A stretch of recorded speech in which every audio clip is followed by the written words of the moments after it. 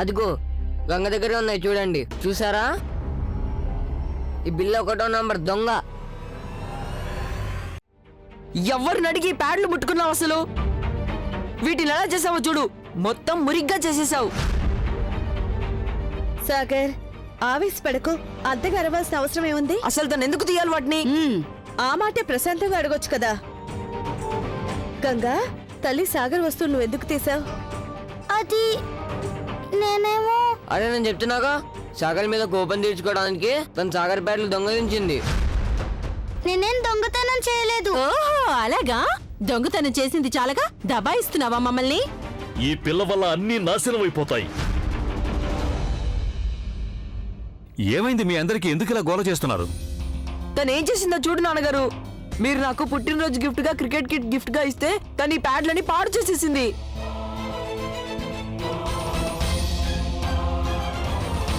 ఏమిటిదంతా గంగా? చెప్పు, నువ్వేగా పాడు చేసింది నా ప్యాడ్లని. నేను చెప్తాను మీకు.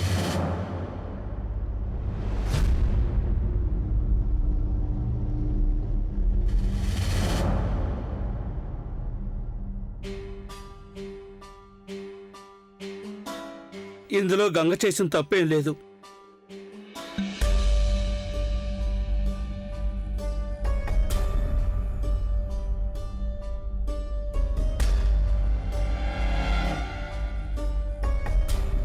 అరే, మీ కాలుకేమైంది? ఇంకా చాలా ఎక్కువ ప్రమాదమే జరుగుండేది. నిరంజన్ బాబు గారు, గంగే నన్ను కాపాడింది.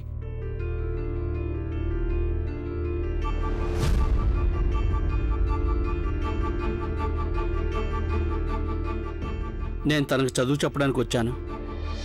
అప్పుడు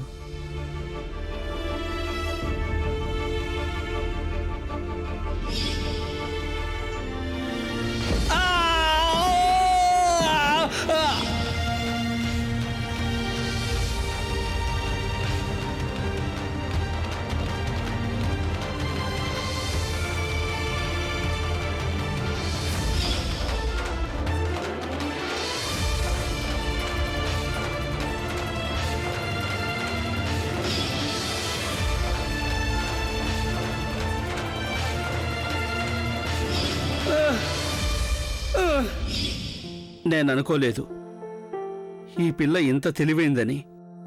డాక్టర్లు కూడా చాలా మెచ్చుకున్నారు. సాధారణంగా ఇలాంటి ప్రమాదం జరిగినప్పుడు పెద్ద పెద్ద వాళ్ళకు కూడా బుర్ర పనిచేయదు. కానీ ఈ పిల్ల సమయస్ఫూర్తి వల్ల నేను బయటపడ్డాను. లేకుంటే నేను ఇంకా ఎన్నో రెట్లు బాధపడాల్సి వచ్చేది. చూడు నాన్న, నీకు ఇలాంటి పిల్ల స్నేహితురాలైనందుకు నువ్వు గర్వపడాలి. తను ఒకరికి సాయం చేసిందంటే తను ఎంతో మెచ్చుకోదగ్గ పనిచేసింది.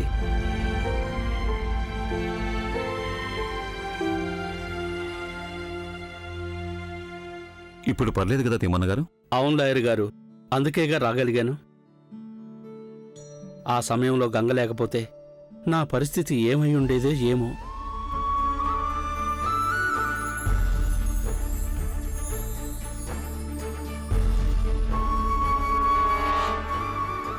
శభాష్ గంగా, నువ్వు తెలివైన దానివని నాకు తెలుసు.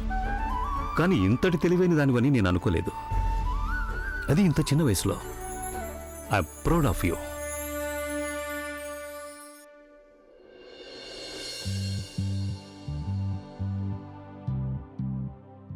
చెప్పండి తిమ్మన్న గారు, ఇప్పుడు చెప్పండి నాకు, గంగ విషయంలో మీ అభిప్రాయం ఏంటి?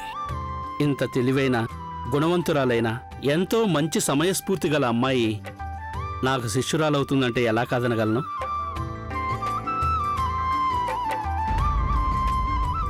గంగ చేసిన ఈ ఉపకారం నేను ఎప్పటికీ మర్చిపోను. నేను తనకి తప్పకుండా చదువు చెప్తాను. నిజమా మాస్టర్ గారు? మీరు నాకు చదువు చెప్తారా? అవును తల్లి, నేను తప్పకుండా నీకు చదువు చెప్తాను.